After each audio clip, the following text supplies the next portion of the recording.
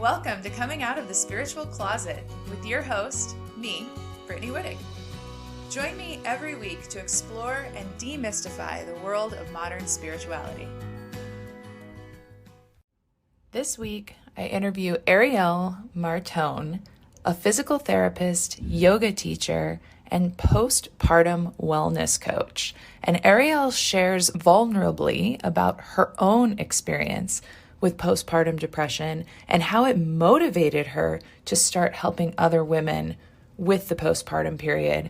And what Arielle shares here is so unique. It's really an interesting look at the postpartum period, how powerful that time is, and how it can actually be a transformational portal for growth if you allow it to be. So without further ado, here's Arielle. Welcome back, everyone.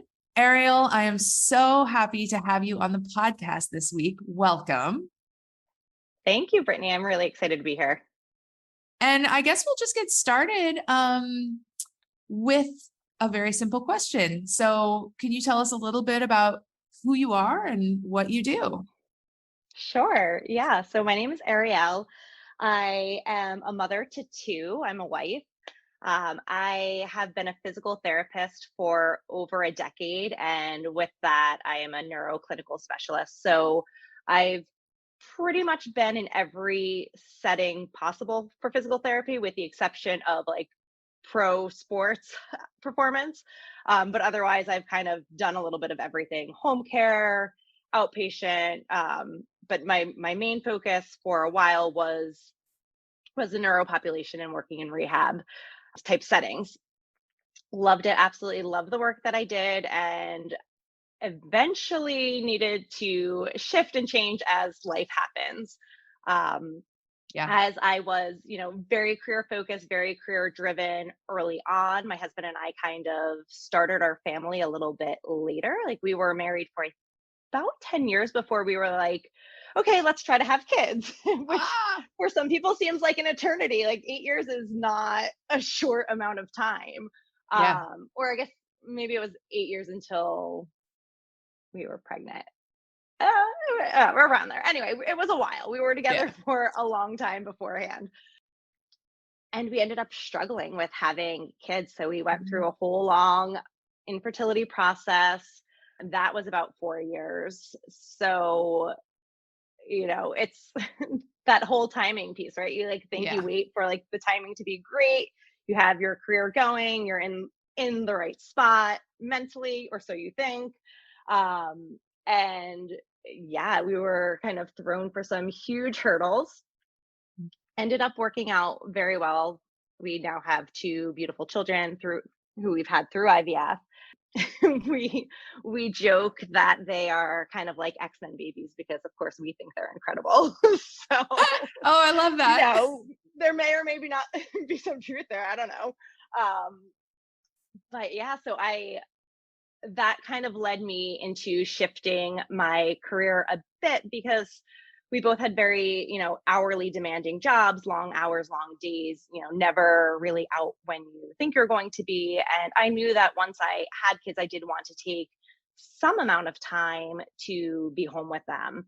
And so through that, I ended up having a bit of a identity shift. And I don't want to say an identity crisis per se, but it was very hard to adjust to my new role and my new identity, as, taking a pause from my professional role and stepping into this new role as a mother. With my son, I had, a little bit of struggling. I think postpartum is never easy. But with my daughter, with my second, I had a much harder time, or the harder time lasted longer. And I ended up having postpartum depression and postpartum rage. Ended up working my way through that, which I'm sure we'll get into in a little bit. But that was really kind of the catalyst that changed my direction from wanting to work in a clinical setting to wanting to work more specifically with postpartum women and providing them the care that I think that they need and that they deserve, and that frankly, that I needed postpartum, and really kind of shifted my direction from being a full-time physical therapist, or even, part-time, because that's kind of the trajectory that motherhood was taking me, shifting from that work into relying more on my yoga background, as well as my physical therapy background. So bringing both of those things in together, and really kind of creating a space and a new role as a postpartum wellness coach, and as really being a more hands-on full-time mother. So kind of marrying the two and identifying, right now at this stage a little bit more as mom first, but then also as, finding my identity in my new career shift as well. Cool. Oh, it's so interesting. Yeah, I'm not a mom myself. Of course, I have many, many friends who are moms, and I just love this topic because I think it's so needed. I think it's so needed. I don't think I have any mom friends who didn't struggle with postpartum in some way. And so this is just brilliant. I love that you're doing this. It's so needed. And your background just it's perfect. It just feeds right into it. It's so wonderful. Yeah, it's Yeah. kind of transitioned nicely, and in a way that I really wasn't expecting or anticipating at first at all. It kind of happened very rapidly for me. Oh, that's awesome. I love that when Yes. it's just kind of meant to be. Yes. Yes. You talk about how new moms need to take time to heal their mind and their body after they have the baby. So, could you speak to that a little bit and what you mean by that? Sure. So I think that all new moms need to take time to heal, regardless of if they are kind of diagnosed or labeled or put into a box of having something wrong with them. And I think that's for a couple of different reasons. One, I don't necessarily find those type of labels to be super helpful when you're struggling. You can kind of then cling on to that a little bit too much sometimes, and it's hard to then move forward with that, Yeah. because I feel like we all cling on to our labels and our roles and identities so tightly. We hold on to them so tightly that the slightest shift, going from being a physical therapist to then being a mom, that was a huge title change, huge shift for me. Yeah. But I feel like with any kind of identity that we're holding on to, when we're put into a box or into a label, then we kind of create our identity around that a little bit. So I Yeah. don't think that that's always super helpful. And especially in my case too, when I look back at the postpartum phase of my son, who was difficult, but I wasn't diagnosed as postpartum, having postpartum depression. Looking back on it, there are so many similarities. And I feel like probably I was, to a certain extent.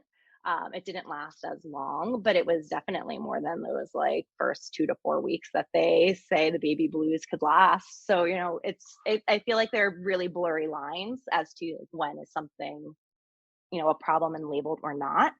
Yeah. Um, but more so, than that is that postpartum itself, the act of giving birth, is such a huge transition, that I think we do need to heal from it, even if we think we are, again, not labeled or diagnosed as having a problem, but just, what our body went through to have that baby, whether it was a vaginal delivery or a C-section, a planned or emergent, whatever.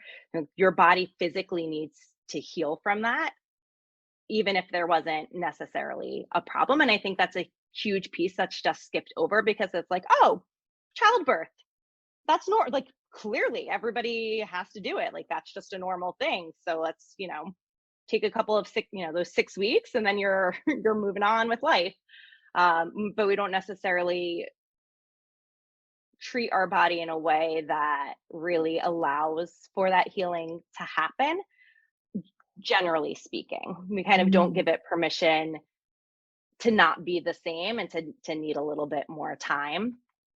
And then also with, the mental and emotional piece, you're thrown into a huge new role. So there's that identity shift that needs to happen. You need to mourn a little bit the loss of your old self, because I think even no matter how much you want your life to be similar, and I would say, my husband and I, we really do our best. Our kids are kind of just they're tag along with the life that we have. Like, we include them with everything, and we do a lot of the same things, but still, like, how we do it, how it looks, it's different. It changes Yeah. a little bit. So there's always going to be, somewhat that mourning, that loss of, like, your free time, your enjoying what you did, even if you're not taking, an extended maternity leave. If you're having any amount of time away from what you typically associated so strongly with, especially if you really loved what you did and worked really hard to get there, there is that shift there. And our hormones, our brain, all of that changes, and it takes some time to get back to it. And I think that when we don't acknowledge that and don't allow for that time to say, okay, I'm different right now than I was, and some things are going to go back, but some things are permanent changes. And now, how can I move forward with those changes? And really allow ourselves to heal and recover, and then, move forward. I think we kind of do ourselves a disservice. Yeah. Oh, the grieving is so important. I feel like throughout our culture, we avoid grieving transitions over and over and So over and much. over. Even the traditional grieving of like someone dying, we often don't allow ourselves the time and space necessary. And I just love that you brought up grieving the old self and the old way of being in the world, because yeah, I mean, having a baby is huge. It's a huge Yeah, and transition. Yeah. it's an exciting transition, and I think because of that, we feel like, we have a hard time holding two things as true. I'm especially, when you Yes. when you see a toddler, like, they can't do it at all, and that's why they, like, fluctuate from, freaking out that the cup was blue and they wanted purple, and then all of a sudden they're elated because something else just happened. Um, to a less extent, but all it's still there, that we still have a hard time kind of holding two truths. That, yes, I can be so excited for this new transition, maybe a little bit scared about it too. So maybe three truths here, that you're excited, you're a little bit nervous and scared of, like, what's to come, because we don't know. But then, yeah, also that grief and that loss of, you know I really liked who I was before, so how do I make that work, and am I still the same person? Maybe, maybe not, but either way, I don't think that that's a bad thing, but it Mhm. definitely takes time to kind of sit with and move through and allow all of that to process. I love that.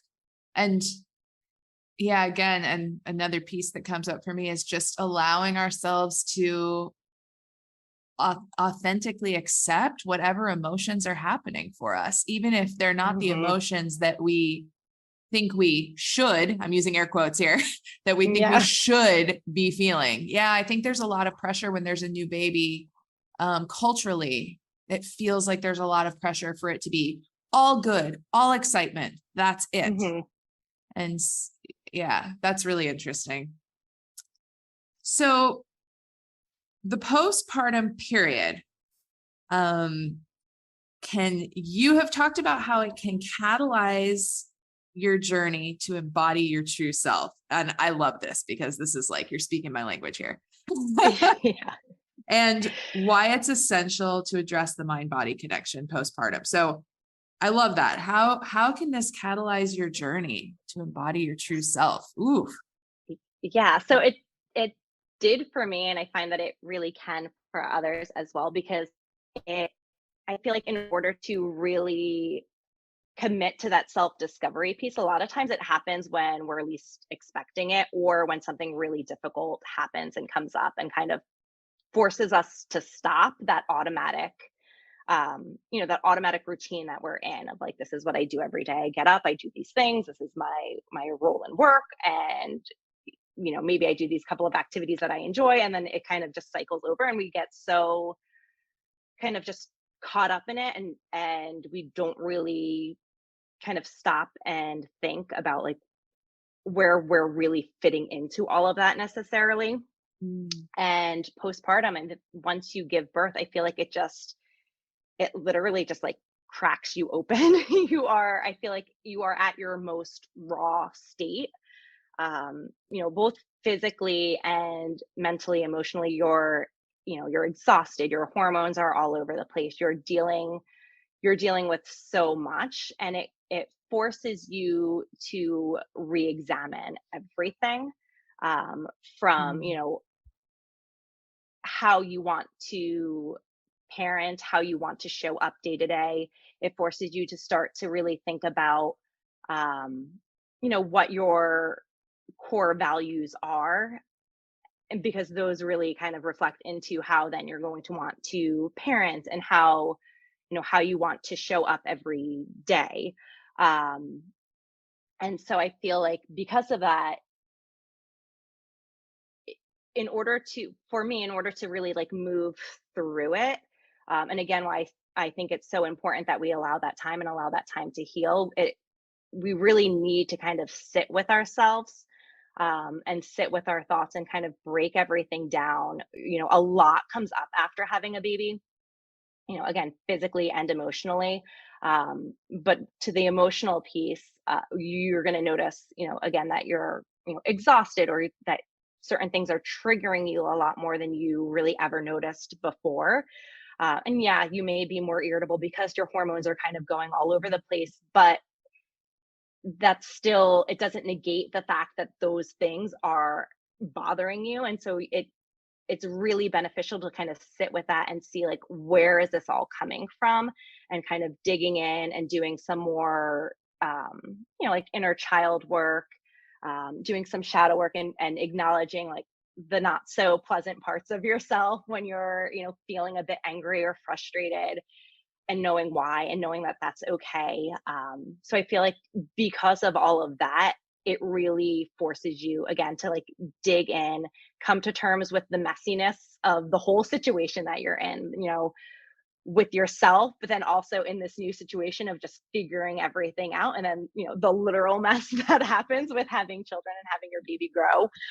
And it's just starting to get comfortable with that, and, moving forward from there again in a way that feels really good, um, and in a way that you can do it so that you're not bogged down with all, what's again quote unquote normal, mom guilt, or that mom guilt and shame piece that we kind of just normalize so much, or that feeling like a hot mess mom all the time. Like I feel like yeah. that's just so normalized, and it is very common, but there is another way. And if you, take the time to really sit with everything, do the work, and really kind of get to know yourself again and re-identify yourself in a way that feels good to you now in this role.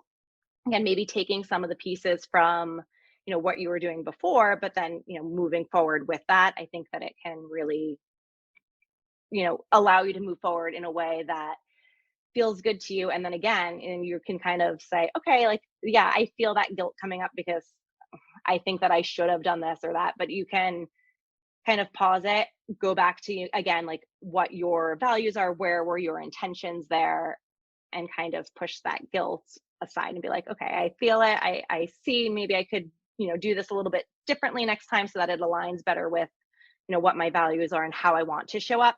But I'm not gonna harp in that. I'm not gonna let that guilt, you know, snowball into shame, and then this like Mm. self-deprecating cycle that kind of happens over and over again. Interesting. Yeah, guilt is productive, shame is not, for sure, Yes. right? Yeah, that's some Brene Brown there. Yeah, she's awesome. uh-huh. So I'm just curious, when you were going through this process for yourself, were there any like were there like some big aha moments, or were there any like what were some shifts or realizations that you had? Are there any that you'd be able to share? Yeah, so I think going through it myself, um, I would say it definitely took me some time to get there first. Sure. I noticed, some of the physical changes first.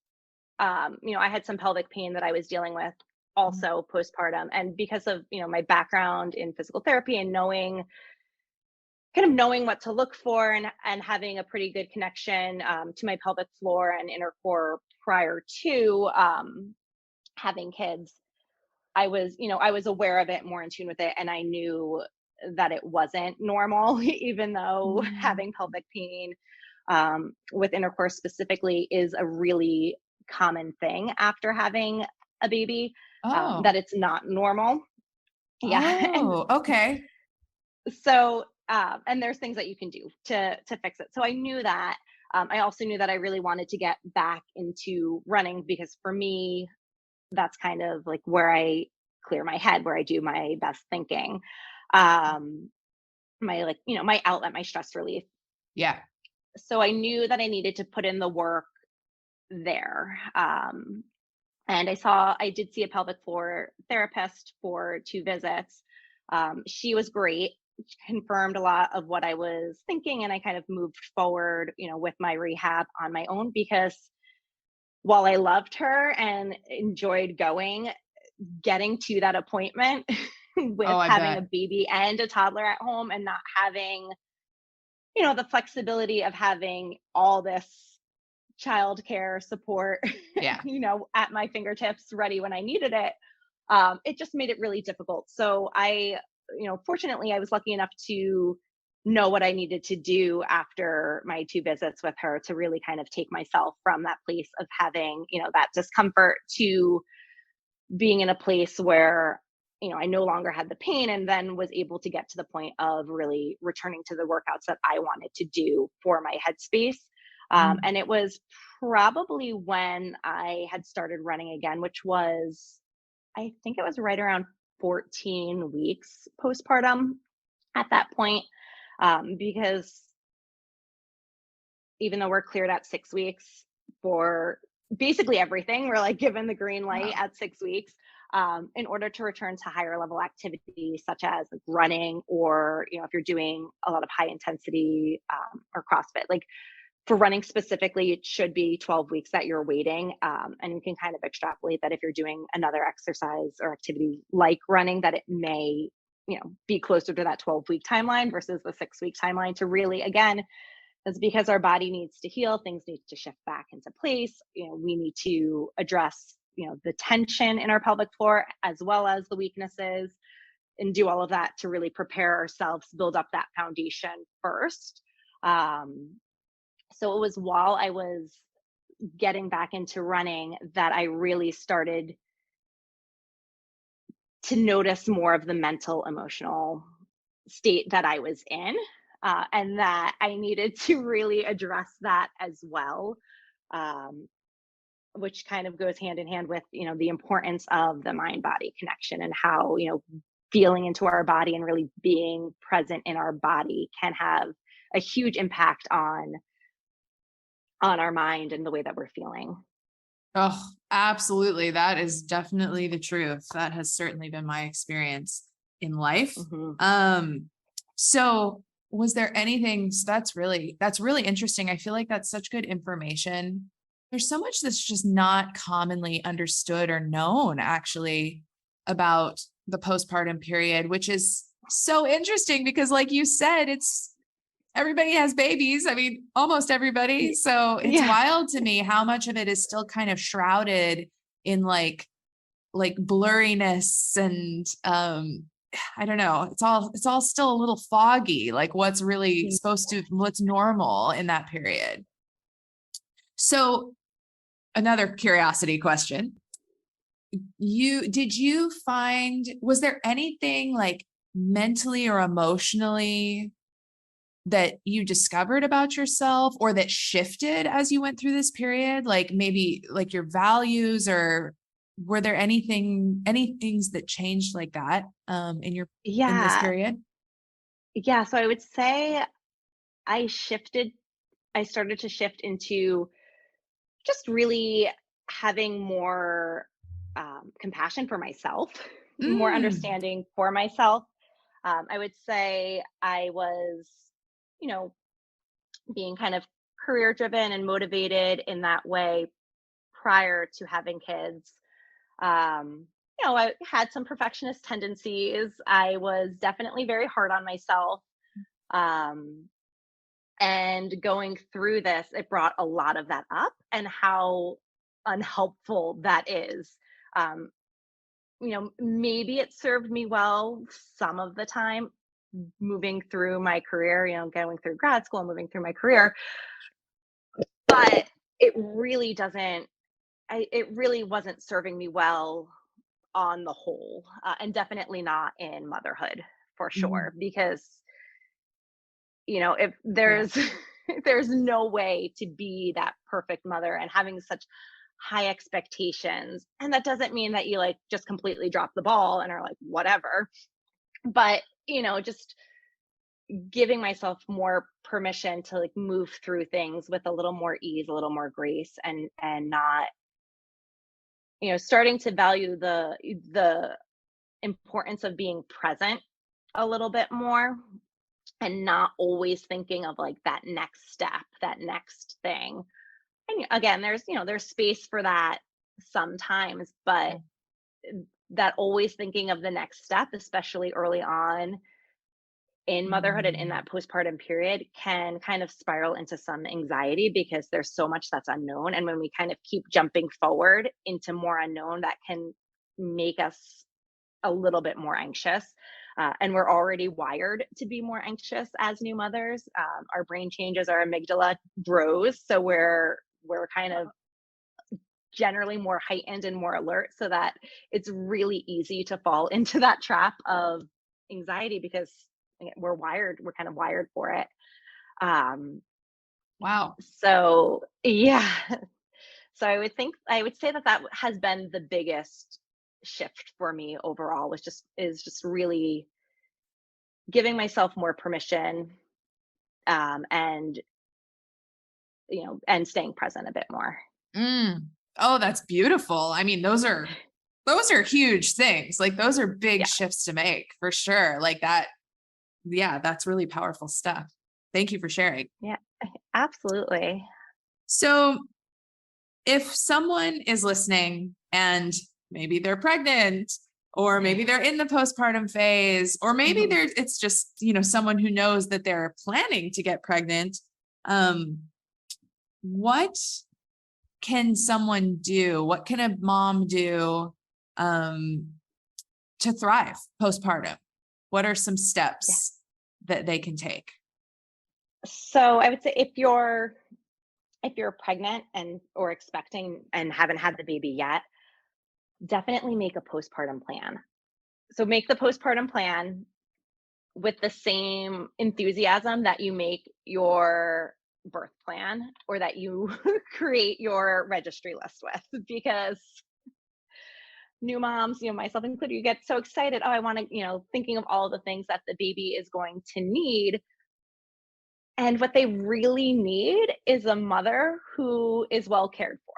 Oh, Like yes. that is it. That is probably the only, sure, maybe Yeah. some clothes, especially if it's a colder environment, whatever. But what they Yeah. really need is a mom who's well cared for.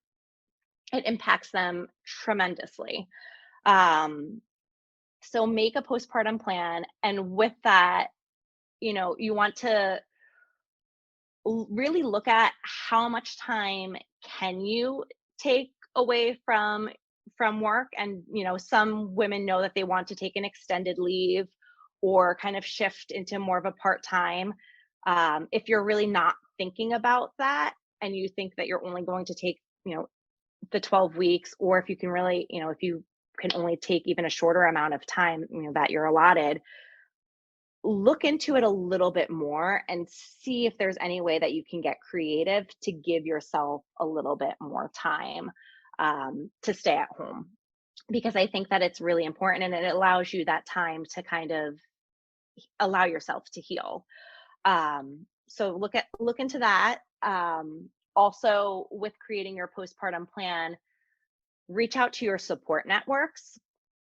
And I mean, both professionally and also family and friends that are in the area, and see if you can come up with some type of schedule, uh, very early on, a lot of moms don't necessarily want to have a million people over. It can be really overwhelming. So think about how you are and if that seems like it's something that would be helpful to you or not, and be clear about your expectations before you have the baby, because afterwards you're not necessarily really going to be in the mindset to do that and to stand firm in your boundaries. So kind of set that up beforehand, Mm. but take people up on their offers of if they're going to help you or if they're willing to help, take them up and be clear in what you're going to need help with. So if someone just generically says, "Oh, let me know if you need anything after the baby," say, "Yes, I do. Why don't you?" It'd be great if you could make me a couple of meals and have some frozen meals stacked in your freezer. Or, every couple of weeks, if you can come over and, help out with laundry or, whatever Yeah, task it is that you think that you're just going to be, so overwhelmed with. Um, Offload as much as you can of that. And I know, that sounds like a really hard thing, at least for me. The thought of it um, can be a little bit hard to swallow, asking for help, admitting that you're going to need a little bit of help, that you're not going sure. to be able to do it all on your own. Because you feel like, again, if you have been a driven, motivated person before, you're going to be like, I got this, I can do it. But, offload what you can, take up your family and friends who are offering support. And then also, reach out to your family and friends and take them up on their support, and suggest it as well if if you're feeling bold enough to do so. They're not going to mind. But then Yeah. also reach out to some professional support, so really talking with your doctor about a postpartum plan Mm. beforehand. Say, I want the 6-week follow up. What are your thoughts on having another follow up at 12 weeks? Because it is actually recommended that women are followed up through at least the 12-week mark, even though we never get that visit. Um, so talk to them, see if that's something that your insurance will cover, and if that's something that you think would be helpful to you. It definitely can't hurt. It's going to be, we have so many visits for our newborn baby right afterwards. We have so many visits throughout our pregnancy. And then afterwards, we have that one visit at 6 weeks usually, and that's it. Wow. So pre-schedule or have those discussions of like, okay, I want that 6-week appointment, but what are your thoughts on a 12-week? And can we kind of set that up and look into that? Talk to your doctor, start looking into having a pelvic floor physical therapist, or joining a program that is specifically designed with your pelvic floor in mind, and not that is not just a strengthening or weight loss program, because those things aren't going to be helpful right away. um, you really want to make sure that you're allowing that time to heal your pelvic floor before you just move into the strengthening aspect. So if you're prone to depression before, or if you have any signs of depression or postpartum beforehand, or if you went through IVF, you're at a higher risk of having postpartum depression. So again, talk to your doctor about these things beforehand and have someone lined up that you may or may not need to call, and have that appointment with, but at least you've started the process before you give birth. So I think the more that we can really start to set up a really solid postpartum plan, the better. If you've had your baby already and you're in that postpartum phase, and that can be anywhere from like just having your baby through really that first year. I like to say, like, if you're still feeling postpartum, you are postpartum, because there are so many, we said postpartum is that period of time after having a baby until you're back to your pre-baby self, whatever that means. So if you're physically not there, mentally, emotionally not there, a lot of times, the changes that we mentioned in our brain, there are brain changes that are noted 2 years after having a baby. So, if can we say that 6 weeks is Um, really the cutoff for postpartum? Um, so if you're feeling postpartum, if you're noticing those symptoms of either having postpartum depression, anxiety, rage, if you're noticing any of the physical symptoms of having, and it can be a huge gamut of, new back pain, hip pain, pelvic pain, um, urinary leakage, or incontinence, all of those things that are kind of considered common or are are common and considered normal and just, this is my life now. Mm. It doesn't have to be. So start looking into what you can do to address it, because you don't need to be stuck there. Mm. So having, if you didn't set up your postpartum plan, or if you did, be open and willing to shifting it. And I would say really, checking in with your expectations was a huge thing for me, of what you're expecting from yourself, and kind of give yourself grace and see, like, am I meeting these expectations? But are these expectations even really valid? Like, Mm. would I ever be able to meet these expectations, or is this just not in the cards right now in this moment? And trying to be okay with that, and doing the work to get through that, whether it's setting up a meditation practice, or resuming a yoga practice, or any type of mindfulness practice, journaling, or then just doing more of the physical piece of it. But of course, my my thing that I would say is really doing both, whether or not you think you need both, because they play off of each other so much. Yes. Oh, and what comes up as you share all of this is just, again, like what a huge opportunity for growth all of this is. I think about Hmm. like reaching out to friends and family and saying, I need help. And yes, It's how so like, hard. yeah, how hard and how difficult that can feel. And what a huge, what a huge opportunity for growth to actually do it, to actually Hmm. push your comfort zone and do that. That's amazing. And yeah, just all of this, digging into your mind and body connection.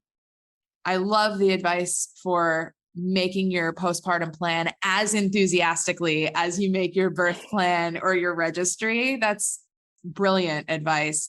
And what you said about what the baby needs most is, a healthy, well cared for mother is just Hmm. brilliant. It's so, so true, right? Like it's almost like when you're in an airplane, right? And like they talk about, if the oxygen masks come down, you need to put your own mask on first. Like, yeah, you gotta take care of yourself first so that you can be fully doing what you need to do for the baby. Right. So I just, yeah. Absolutely. And I feel like you can't stress it enough. And I like to Mhm. tell new moms all the time, like, you're inherently worthy of feeling good for yourself, because Yeah. you are. But a lot of times that falls flat, especially when you're really in that postpartum phase, 'cause you're like, yeah, yeah, yeah, I'll get to that. Right. But when you really think about it, and for me, when as I started to get back into running and started kind of reconnecting a little bit, and realizing, that this isn't necessarily just the normal baby blues. And even if it was, do I want to feel like this anymore? Once I started really noticing that, and, maybe had some gentle nudges from my husband as well to kind of really address it, it wasn't until I really thought about the impact, and looked into the impact that it would have on my kids, that I was like, all right, I gotta make this work. I have to start taking care of myself, because I want them, I think as mothers, we always want our kids to have the best. Yeah. Um, so I was like, it starts with me. And not that I'm the best mom or going to be the best mom. In fact, like, I've let that go a while ago, and I feel Woo. really good about it. not, That's and awesome. not even that, like, yeah, and not even that, like, oh, I'm gonna be the best mom for my babies, because I feel like you hear that a lot too. And yeah, okay, maybe. Yeah. But I am their mother, flaws and all. And I think that, as long as you're, again, really taking care of yourself, you're going to make mistakes, owning up to those mistakes, repairing when those mistakes have happened, all of those things that really do take a lot of growth, and a lot of, kind of insight, that if you're just moving through the day to day, like, we can kind of Mm. forget about, or not really think about so much. I love this. There's such a message of like self-compassion baked into this. And it's beautiful. I love it. If someone is listening and they would like to work with you, how can they do that? How can they get in touch with you? Yeah, so I created the postpartum revolution. It was the basically the way that I pulled myself out of my postpartum depression and rage, and worked through my pelvic pain. So I created the postpartum revolution. It's 8 weeks, and it really addresses both the mental and the physical components of healing after having a baby, to really allow you to kind of reconnect your mind and body and move forward to really re-identifying yourself and feeling, really strong and really confident in who you are, so that and who you're becoming, right? Because we're, as mothers, as people, we're always becoming, but as mothers, we're always becoming too, with every new stage. So like if you're ready to stop, the late night Google searches of how to do this, that or the other thing, and really trust your parenting instincts and get back to feeling really connected with your partner again. All of that starts with you. Yeah.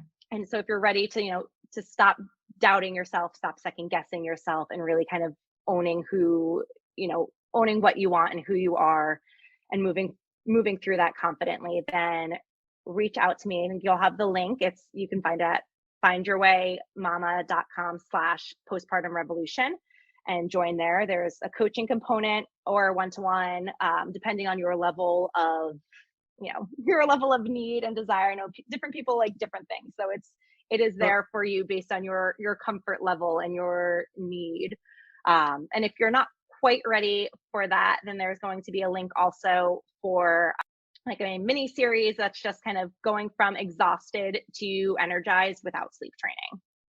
Ooh, cool. Okay. That sounds amazing. So I will definitely have those links in the show notes, as well as any other way people can get in touch with you. So just head down to the show notes and all of that will be there for you.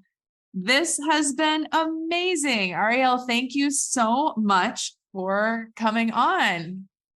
Yeah, thank you, Brittany. It's been great chatting with you. All right. And thanks everyone for listening. I will catch you next week.